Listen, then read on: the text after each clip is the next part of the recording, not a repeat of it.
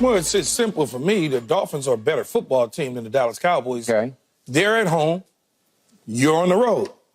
We saw what happens to you on the road. We saw what happened last week on the road. Now, do I anticipate that number to slightly creep up once Tyreek Hill is, cleared to play? Yeah. Is it going to go up 2.5 more? Probably so. I think that this is a Tyreek Hill effect of why that number is low. Once he's there, that number is going to jump. There's no question about it. Now, what will it jump to? Like I said, probably 2 to make it a 3.5. Okay. Remember, the home team usually gets 3-ish for home field advantage. So all of a sudden, you're saying on a neutral field, Dallas is better than Miami, right? Well, I'm not saying that. I don't care what the odds makers say. Yeah. The Dallas, I watched what Buffalo did to Dallas and how they dominated them in the run game. And I've watched the Miami Dolphins dominate teams in the run game. Different style of finesse versus power. It is. When you look at 33 at the bottom screen, 73 driving him all the way into the end zone. And by the way, for those who don't know, in the commercial break leading into this topic, look at the pull right there. Keyshawn screaming at Damone Clark. Like, come on. Getting blasted and blasted. Look at 73 pull. Bam! Yep. I mean, look at 14. Oh, my God. Yeah. And you don't think, Richard, he doesn't think Miami sees that. No, I think he thinks Miami's looking at the giant tape from week 1. Yeah. Go, Richard. Miami's looking at San Francisco's tape against you. They're looking at this tape. They're looking at Arizona's tape. And then Mike McDaniel and his mad scientist lab is concocting those exact same runs. I'm sure and he's going to put window dressing. He's going to make it look like something it shouldn't be. And then he's going to run the ball. And they're going to run for 250. And then they'll probably throw it to Tyreek Hill for a few yards, because he's still trying to break the record. So they're going to try their best to make sure that he's in position to do that. I don't think Vegas has a good bead on who this team is. Maybe and I don't not. think Vegas feels they have a good bead on who the Miami Dolphins are. Maybe not. They think you guys have had more quality wins, and that's true. You have beat the Seattle Seahawks. You beat the Philadelphia Eagles at home. So that's why they're giving you the points. But clearly they thought the same thing last week against Buffalo. They did. And we all saw how that went. And so don't let the point spread fool you, Skip. You and I both saw that game. You and I both know the troubles that you got on the road. And you and I know how this game could slip away. And this team is mean. This isn't going to be like, hey, they're up 14 and maybe we'll get some stops. If they go up 14. Well, they did score 70 in 3 quarters against the Denver Broncos. The great thing for you, though, Skip, and Micah Parsons and company, it's going to be nice, 75-ish, which is nice. A little humidity, about 68%, but nothing crazy. 10 to 15 miles an hour, and there's a 25% chance of rain. But as you know about Miami, there's always a 25% chance of rain, of a little ocean squall. But it's not. You're not in 100 degrees, so no. It'll be good for you. Because it's going to be basically a night game because it starts at 4:25 there. So, okay. Go ahead, Richard. I think you guys have a great chance to compete in this game, but Skip, it's going to be a tough one if Tyreek Hill plays. So, Richard, you won't be with us the next 2 days because of your Amazon Prime duties. You got a game here tomorrow night, obviously Saints at Rams. So, since you won't be here, give me your gut feeling on what the score of this game is. How bad will it be from my Cowboys? What's the end result? I don't think it'll be bad for your Cowboys necessarily. I think you guys will find a way to score points. Now, Jalen Ramsey will get really acquainted with CeeDee Lamb in this game, I would imagine. They will have their travels and have good conversation, I would imagine. But I think it's a close game. I don't think it's a blowout. I think it's probably 27-31. Miami pulls it out. Really? 31-27, whatever way you want to put it. But I think you guys are able to score points. I think Dak bounces back. They find some answers. They push the ball down the field. I don't think CeeDee Lamb and Dak have 2 bad games back to back because then the concern meter goes way up, and I don't imagine that happening. Okay, but Richard, I thought you were making the case this could get ugly. No? No, I'm just saying if they get up 14, they're a track team. Last week y'all went down 14 early, and then y'all kind of found a way to get some stops, and it didn't go totally off the rails. You lost the game by 21, but it didn't get 40, 45, 50 points. This team is the kind of team that if it goes 14, the first 2 drives, it could get 45, 50 points in a hurry. All right. This is what I believe the odds makers fear, that a vast majority of the bettors would load up on the Dallas Cowboys if they were getting 4 points at Miami. And they would fear, the odds makers, that Vegas would fear that my Cowboys are still highly capable of bouncing right back, flipping that switch right back on, and winning a game outright on the field in Miami, and that they would take a big bath from the Cowboy bettors. That's what they fear to me, because they still respect and fear the firepower capability of the Dallas Cowboys. That's them. That's why that spread is right. And I think Richard might be onto something.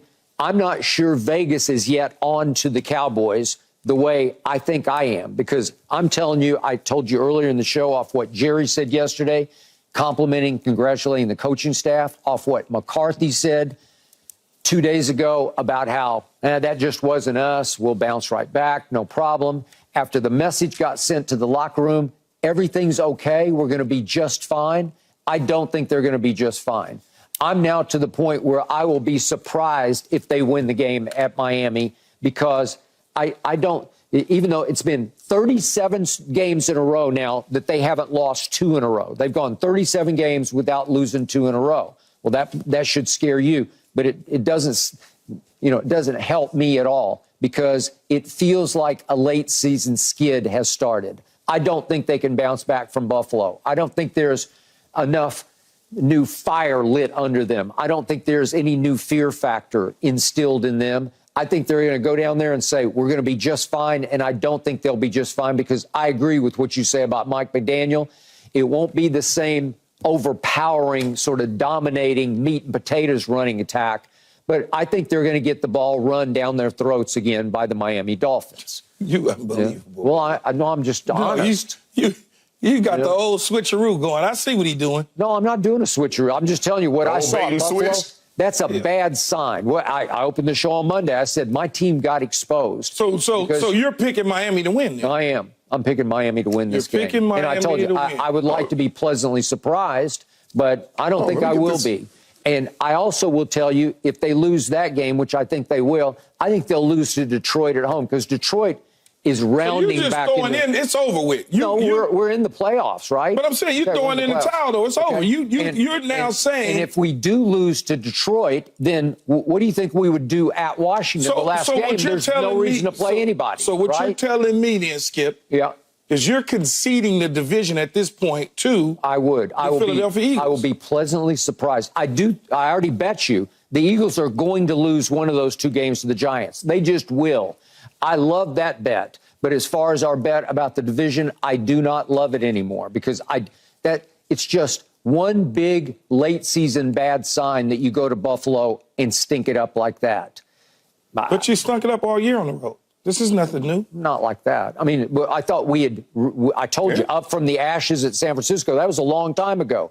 Ever since then, we've been just fine. At home, yes. No, well, at Philadelphia, I told you, we did everything but win the game. We had 173 yards passing in the 4th quarter. You got to stop saying that. You make me laugh. Skip, the whole point of the objective is to win the nothing game. Funny about it, but it's not about 173 in the 4th quarter. It's about winning the damn game. Did we stink at Philadelphia? No, we didn't stink. You stunk enough to lose. We had every chance in the world to win that game. You had every chance in the world to win in Buffalo, too, but you didn't. Baloney, we did. It was over on the first drive of the game. Yeah.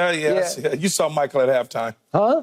I said you saw Michael at halftime, 21-3, looking puzzled. Okay, well, I was beyond puzzled. You texted me, get some sleep. I said, I've been sleeping for 3 quarters. After the first quarter, I knew it was over. At least you've come to some sort of senses, and it's interesting.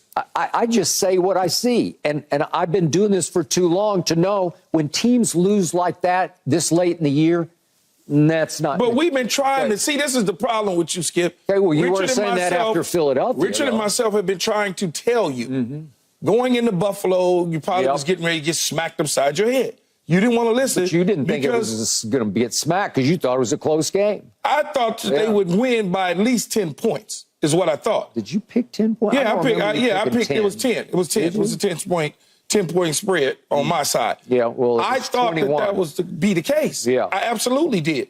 Now, it ain't my fault that they dominated you at the line of scrimmage. Your guys didn't show up.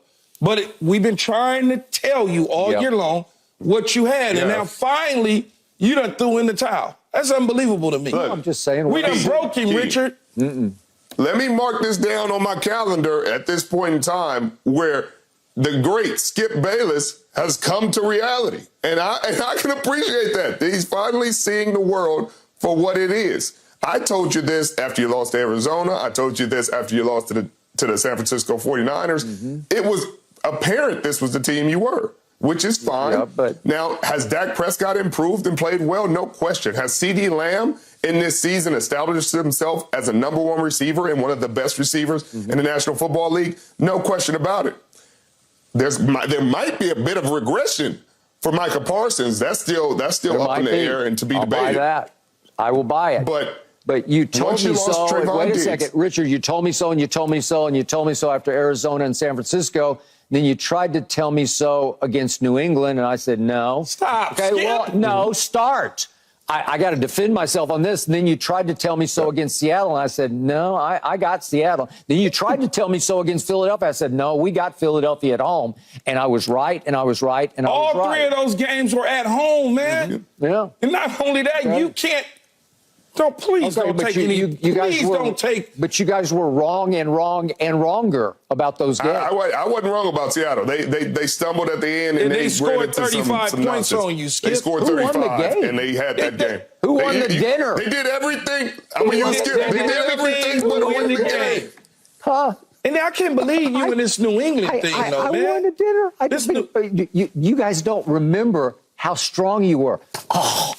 Zeke's going to come in there and run the ball down your throat. I said, no, he won't. Well, yeah, most guys that Six carries for 16 yards? But most guys that come back to teams know that exactly they left what it is, except this try one. to get back revenge and try to get back at you. Yeah. Okay, so you played a New England team that is a very bad team. Now you say that. Yeah, I say it now. But they just beaten the Jets, and they'd run for 157 yards the week before. I thought they would carry that recipe on that defense, but it didn't work like that, and they didn't run it nearly the way Buffalo ran it or 49ers ran it down your throat. Okay, so I'm going to say this about one thing about stopping the run that I learned from Bill Walsh and Tom Landry and all the way back to Don Shula. You can talk about talent stopping the run. You can talk about scheme stopping the run.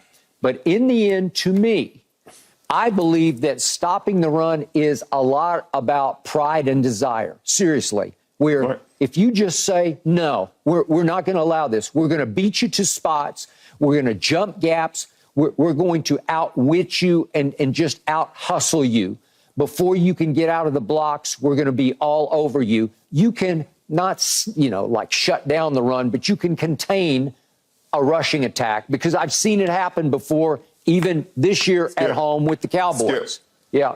You also remember the Chargers team that New England ran the ball down their throats because they were playing a scheme similar to what you're doing right now and playing safeties in the box. Yeah. And there's a reason, there's a P word in there that is required to stop the run. It's physics. That's what you need because you have guys with that weigh 200 pounds trying to run into guys that weigh 350 pounds. And if you expect those guys to win those matchups, you're going to have a long offseason, Skip, because that's the reason why you don't play safeties at linebacker. Okay. You get 240-pound guys, 250-pound guys that bench 400 or 500, and they can catapult these 350-pound guys off of them and still make the tackle. You don't have those guys right now, which is why you courted Shaq Leonard, who hasn't had the best. He's made Philly a whole different team now. Dude's been there 1 week. Skip, relax. 2 weeks. He's played one game. Relax. He's been there twice. So We do not have our rock. We do not have Jonathan Hankins, who weighs about 380 pounds, in the middle right now with a high ankle sprain. Do I need to show you? Do I need to show you one of them runs? It had nothing to do with the middle. Do I need to show you one of those runs? Because I'll pull it up to show you. Had nothing to do with the middle. Help me out. Why was the great Ray Lewis so good against the run? Well, because he had a bunch of he had a bunch of elephants. This ain't got. You see 33, 73 on him, Skip. That ain't got nothing to do with the middle. Keyshawn, once you let those offensive linemen get to the second level, if you let them get up on little 14 at 210 pounds with a full head of steam at 350 pounds, it's over. It is a mismatch. If I'm trap blocking and I'm pulling, ain't nothing you can do. Okay, but if you stymie them as the old Ravens in 2000 did at the line of scrimmage, nobody could get loose. There is no second level blocking, and Ray Lewis could pick his spots and go slam somebody in the hole. Ray Lewis 260. No, he wasn't 260. He got drafted at 225. Ray was about 260. Okay, he was as undersized a middle linebacker, a middle of the field linebacker as there was. Ray was about 260, man. When he was drafted? No, not when he was drafted. Hey, he grew, he got bigger. Why do you think he fell in the draft? Because he was small. He was small when he came out. Yeah. He was in my draft. He was small when he came out. Yeah. But he finished up big. Yeah. They don't allow a defensive lineman to hold offensive linemen and hold two guys at the same time as they did back in the day. They put rules in place so that offensive linemen can get to the second level. Haloti Nada and those boys used to, hey, I'm going to hold him up, Ray. You run through the gap, and everything is right with the world. Yeah. But that has changed. Siragusa, it was, man. So well. All right. Anyways, enough about the Dallas Cowboys. They're defunct now. They're over. They're prehistoric. They're ancient. They got no hope. Gave up on his team. They're in the playoffs. They're in the playoffs. Okay. Got to talk about this because we haven't talked enough about the Eagles, or the Beagles, as I call them. A.J. Brown fires back at a fan on Twitter. Was this a good idea or not so good idea? No mercy. No mercy. No mercy. Thanks for watching, Undisputed fans. Do you want more highlights from the show? Make sure to click that subscribe button for all the exclusive content from Undisputed.